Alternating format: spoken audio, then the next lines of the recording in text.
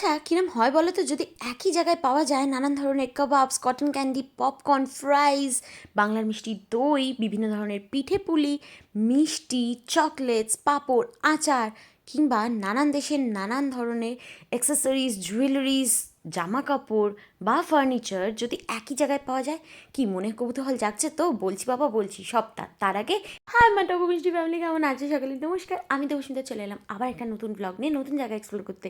So let's start with the মিষ্টি vibes. তো চলো আর সাসপেন্স ক্রিয়েট না করে বরং বলি আজকে কোথায় কোন জায়গা এক্সপ্লোর করতে এসেছি।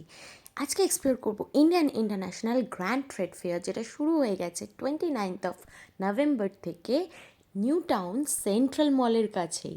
একদম ঢুকে পড়েছি, আর দেরি না করে ঢুকেই দেখছি একটা লম্বা বড়সড় লাইন, যেটা দেখে বোঝাই যাচ্ছে এখানে মোটামুটি ক্রাউডটা কীরকম হয়েছে। ইন্ডিয়া ইন্টারন্যাশনাল গ্র্যান্ড ট্রেড ফেয়ারে কিন্তু প্রায় 100টারও বেশি স্টল বসেছে, যেটা আমাদের দেশ এবং আরও বিভিন্ন নানান রকম দেশের স্টলও আছে। আজকে সেগুলোই এক্সপ্লোর করব, যে এখানে কী কী স্টল, কী কী জিনিস নিয়ে বসেছে এবং কী কী রেঞ্জ রয়েছে। ফার্স্টেই ঢুকে যেটা আমাদের মেয়েদের চোখে পড়ে, যে কোনো শাড়ি স্টল, আর সেটা কিন্তু বাংলাদেশের থেকে এসেছে অনেক রকমের বিভিন্ন ধরনের ঢাকাই মাসলিন নিয়ে, যেগুলো মোটামুটি অ্যাভারেজ 7 থেকে 7.5 হাজার মতন কিন্তু রয়েছে দাম। এছাড়া অর্গানজা দেখলাম 2,000-এর মধ্যে। এছাড়া এখানে দেখছি ব্যাংককের একটি অ্যাক্সেসরিজের স্টল, যেটা মোটামুটি 100 রুপিস থেকে স্টার্ট হয়ে 500 অ্যান্ড মোর কিন্তু এখানে রয়েছে। বাট প্রচুর ট্রেন্ডি কালেকশন আছে এখানে, বো থেকে শুরু করে ক্লাচার, নানান রকম জিনিস কিন্তু পাওয়া যাচ্ছে। তাছাড়াও এই কস্টিউম জুয়েলারির মধ্যেই ব্রেসলেটগুলোও কিন্তু বেশ সুন্দর কালেকশন, যেগুলো মোটামুটি 2,000 করে বললো। এছাড়া রয়েছে এখানে জয়পুরি কিছু কালেকশন, স্যুট, প্লাজো বা নানান ধরনের কুর্তি রয়েছে। এছাড়া রয়েছে এখানে leather collection, bags, belt, even নানান রকমের পার্স। তাছাড়াও রয়েছে কিন্তু এখানে অনেক রকমের কাশ্মীরি স্টল, যেখানে কিন্তু নানান রকমের স্যুট পিস থেকে শুরু করে নানান রকমের ট্রেন্ডি টপ রয়েছে, যেগুলো একটু আমার প্রাইসটা হাই লাগলো, আদারওয়াইজ বেশ ফ্যাশনেবল। তারপর ঢুকে পড়লাম একটা থাইল্যান্ড থেকে আসা স্টলে, যেখানে প্রচুর প্রচুর রকমের trendy dress and kurti collection রয়েছে। এই স্টলটা আমার চেনা, কারণ এর আগেও যখন ট্রেড ফেয়ারে গেছিলাম, এইখান থেকে আমি দুটো কুর্তি নিয়েছিলাম, যেটা বেশ ট্রেন্ডি ছিল। তাই ভাবলাম এইবারও মিস করব না। আর এইবারেও দেখলাম বেশ সুন্দর সুন্দর কুর্তি এসেছে বা ড্রেস এসছে, যেগুলো কিন্তু টুইন ওয়ান হিসাবে পরা যেতেই পারে। চাইলে তুমি ড্রেস হিসাবে পরো বা কুর্তি, কিন্তু পুরো ব্যাপারটাই পার্টি ওয়্যারে কিন্তু একদম একঘর। তারপর চলে গেলাম ওখান থেকে বেরিয়ে আবার জয়পুরি কিছু কালেকশন দেখতে, যেখানে কালেকশনগুলো কিন্তু বেশ ফ্যাশনেবল অ্যান্ড ইউনিক। তারপর কিন্তু চোখে পড়লো এই রাজকীয় চেয়ারগুলো, সাথে এই রাজকীয় ফার্নিচার, যেগুলো স্টার্টিং প্রাইস মোটামুটি শুনলে কিন্তু একটু হোঁচট খেতেই হবে, কারণ এই রাজকীয় চেয়ারটার প্রাইস ছিল 1 লাখ। আর তার পাশেই ছিল ইজিপশিয়ান স্টলটা, যেখানে খুব সুন্দর সুন্দর ঘর সাজানোর শোপিস ছিল। তারপর চোখে পড়লো আবার একটা কাশ্মীরি স্টল, যেখানে এইরকম ফ্যাশনেবল উলেন ক্লথসগুলো কিন্তু 1,000 রুপিস থেকে স্টার্টিং আছে। তার একটু পরেই চোখে পড়লো আরও একটি কুর্তি স্টল, যেখানে এই মাসলিন কুর্তিগুলো কিন্তু পাওয়া যাচ্ছে মাত্র 550 টাকা করে। হ্যাঁ, এতটাই কম, কারণ দুটো কিনলে 1,150 রুপিস করে দিচ্ছে। তবে সেখানে আমার একটু সাইজের ইস্যু হলো বলে আমি ঠিক নিতে পারলাম না, নয়তো আমার বেশ পছন্দ হয়েছিল এই লাস্টের প্রিন্টটা। ওখান থেকে বেরিয়ে চলে এসেই দেখছি, না এখানে শুধু জামা কাপড় বা খাওয়া দাওয়া নয়, এখানে কিন্তু পেস্ট কন্ট্রোলের জিনিসও পাওয়া যাচ্ছে, যেটা কম বেশি সব ঘরেই লাগে বই কি। তারপর দেখলাম এখানে এই কাস্টমাইজ টি শার্টের শপটা, যেখানে মাত্র 300 টাকা থেকে স্টার্টিং আছে। তারপর এখানে কিন্তু রয়েছে নানান রকম আয়ুর্বেদিকের তেল বা জড়িবুটি। তারপর দেখলাম এই কস্টিউম জুয়েলারিগুলো, যেগুলো কিন্তু গোল্ড প্লেটেড রয়েছে। তারপর ওই ক্যাম্পটা থেকে বেরিয়ে নেক্সট ক্যাম্পে চোখ পড়তেই দেখলাম মেন্স কালেকশন। বাট এখানে ঢুকে বুঝলাম এখানে পাওয়া যাচ্ছে জ্যাকেটস নানান ধরনের সাইজের, এছাড়াও রয়েছে নানান ধরনের শার্ট। বাট সিক্রেটলি বলছি, একটু পুরোনো টাইপস লাগলো আমার, কেন জানি না, হতে পারে আমি ভুল, বাট আমার মনে হলো। যাই হোক, এদিকে দুটো ক্যাম্প ঘুরেই মা একটুখানি টায়ার্ড ফিল করছিল, তাই আবার একটু রেস্ট নিয়ে ঢুকে পড়লাম আরও একটা নতুন ক্যাম্পে, যেখানে কিন্তু ঢুকেই দেখতে পাচ্ছি আবার একটা কাশ্মীরি স্টল, যেখানে নানান ধরনের স্যুট পিস থেকে শুরু করে উলেন ক্লথস, এছাড়াও রয়েছে এই সুন্দর সুন্দর স্টলগুলো। তারপরেই চোখে পড়লো এই রাজস্থানের ফুটওয়্যার স্টলটা, যেখানে বেশ trendy and fashionable sandals and sleepers রয়েছে দেখলাম। ওখান থেকে বেরিয়ে যেটা চোখে পড়তেই দৌড়ে চলে এলাম এই উলেন ক্লথসের কাশ্মীরি স্টলটাতে, যেখানে এই সুন্দর ফারের শ্রাগসগুলো রয়েছে, যেখানটাতে আমি না দাঁড়িয়ে আর পারলাম না। মোটামুটি এতক্ষণ ধরে সব স্টলগুলো ঘুরে আমার অ্যাভারেজে একটু এক্সপেন্সিভ বলেই মনে হয়েছে প্রত্যেকটা স্টল।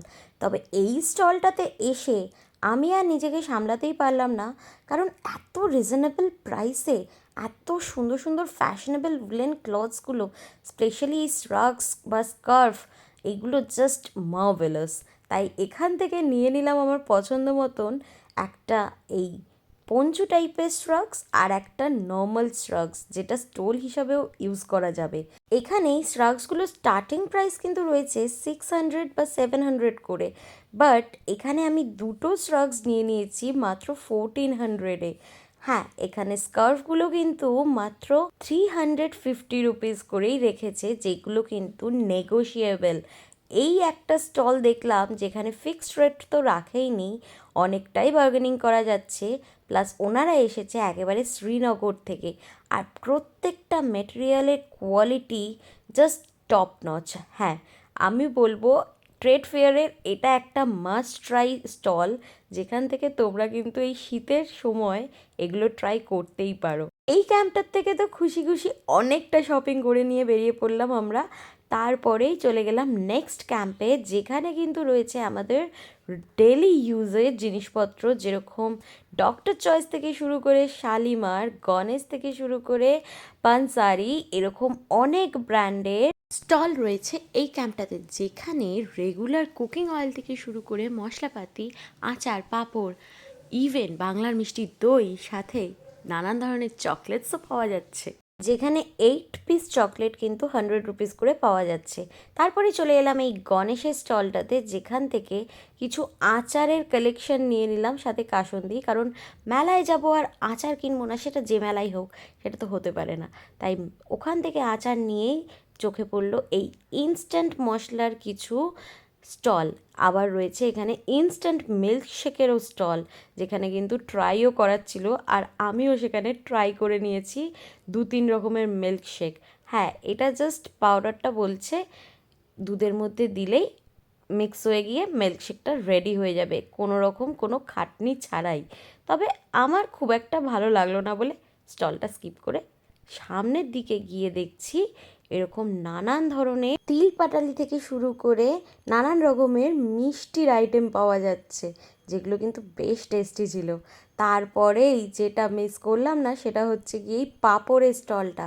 এখানে কিন্তু ভ্যারাইটিস অফ পাঁপড় সেল হচ্ছিল, যেখানে পাওয়া যাচ্ছিল চালের পাঁপড়, সাবুর পাঁপড়, রাগির পাঁপড়, আরও না জানি কত কি। ওখানে কিছুটা পাঁপড় ট্রাই করলাম, তারপর যেটা চোখে পড়তেই আমি লাফ দিয়ে চলে এলাম, সেটা হচ্ছে এই রাজস্থানি পিকল স্টল। এই রাজস্থানের আচারটা দেখে নিজেকে জাস্ট আটকে রাখতে পারলাম না, মনে হলো কেন যে গণেশের ওখান থেকে আচার নিলাম, তারপর মনে হলো নিয়েছি, এইখান থেকেও আচার নিতে মিস করিনি। সেখান থেকেও মোটামুটি 3-4 রকমের আচার নিয়েই চোখে পড়লো এই বাংলার দই, যেটা হস্তশিল্প হোক বা ট্রেড ফেয়ার, সব জায়গায় এদের স্টল থাকে, আর এখান থেকে একবার করে বাংলার এই ক্ষীর দই ট্রাই করতে একদম মিস করি না। তবে দইটা যখন খাচ্ছিলাম হাতটা এঙ্গেজ ছিল বলে ভিডিও ক্লিপিং নিতে পারিনি। তবে নেক্সট ক্যাম্পে ঢুকে দেখলাম এখানে পাওয়া যাচ্ছে আর্ট অ্যান্ড ক্রাফটের মেটেরিয়াল থেকে শুরু করে নানান ধরনের পেন, পেন্সিল, এছাড়া অনেক কিছু, যেখান থেকে আমি একটা মার্কার আর একটা পেন নিয়ে নিয়েছিলাম, আমার খুব দরকার ছিল বলে, খুবই কম রেঞ্জে, যেটা 10 টাকা আর 30 টাকা। তারপরে যেটা last but not the least, চলে এলাম ফুড কোর্ট। ফুড কোর্টের ক্যাম্পে ঢুকে দেখি বাপ রে বাপ, অর্ধেক মেলার ভিড় তো এই ফুড কোর্টেই রয়েছে, যেখানে কিন্তু কাবাবস থেকে শুরু করে KFC style ফ্রাইজ, Mughlai, Chinese, north Indian, south Indian, পিঠে পুলি, জুস, শাওয়ারমা, পাস্তা, আরও অনেক কাউন্টার, ইভেন জুস কাউন্টারও কিন্তু এখানে মিস হয়নি। তবে একটা জিনিস আমার যেটা লাগলো সেটা হচ্ছে এখানে মোটামুটি প্রাইস রেঞ্জগুলো একটু হাই। প্লাস এখানে কিন্তু রয়েছে একটা কুপন সেন্টার, যেখানে কুপন করে নিয়ে গিয়ে তারপর খাওয়া দাওয়া করতে হবে। ওখান থেকে বেরিয়ে পড়লাম, বেরিয়েই চলে এলাম এই পপকর্ন সেন্টারে, কারণ আমার তখন ইচ্ছা করছিল খুব পপকর্ন খেতে। তবে এই কার্টন ক্যান্ডিসগুলো দেখে খুব ছোটোবেলার কথা মনে পড়ে যাচ্ছিল। তারপর দেখলাম হাতে টাইম প্রায় একেবারেই শেষ, আর একদম সময় নষ্ট করা যাবে না, কারণ বাজে প্রায় 9:30। ঢুকেছি সেই 6:30। এই এতক্ষণ ধরে ঘুরে এখন বেশ টায়ার্ড লাগছে, তাই ভাবলাম চলো এবার বাড়ির দিকে রওনা দেওয়া যাক। তবে বেরিয়ে এই উইন্টার আর্ট কার্নিভালও কিন্তু চোখে পড়লো, যেটা শুনলাম 1 মাস ধরে চলবে এই অ্যাক্সিস মলের সামনে। তো চলো আজকের ব্লগটা এই অবধি থাকলো, কীরকম লাগলো জানাতে কিন্তু একদম ভুলবে না। আর এই ট্রেড ফেয়ারটা থাকছে কিন্তু 15th ডিসেম্বর অবধি। আর যারা যারা এই নিউ টাউনের ট্রেড ফেয়ারটাতে আসতে পারছো না বা মিস করে যাচ্ছ, তাদের জন্য খুশির খবর হলো 20 ডিসেম্বর থেকে কিন্তু আবার একটা ট্রেড ফেয়ার বসছে সায়েন্স সিটির কাছে। তাই ওটা মিস করো না, কিন্তু আগে থেকে খবর দিয়ে দিলাম। চলো ব্লগটা এই অবধি থাক। আর তোমাদের কী করতে হবে মনে আছে তো? লাইক, কমেন্ট, শেয়ার, সাবস্ক্রাইব, আর ফেসবুক থেকে দেখলে ফলো। অ্যান্ড অবশ্যই জানাতে ভুলো না কে কোথা থেকে দেখছো আর ব্লগটা কীরকম লাগলো।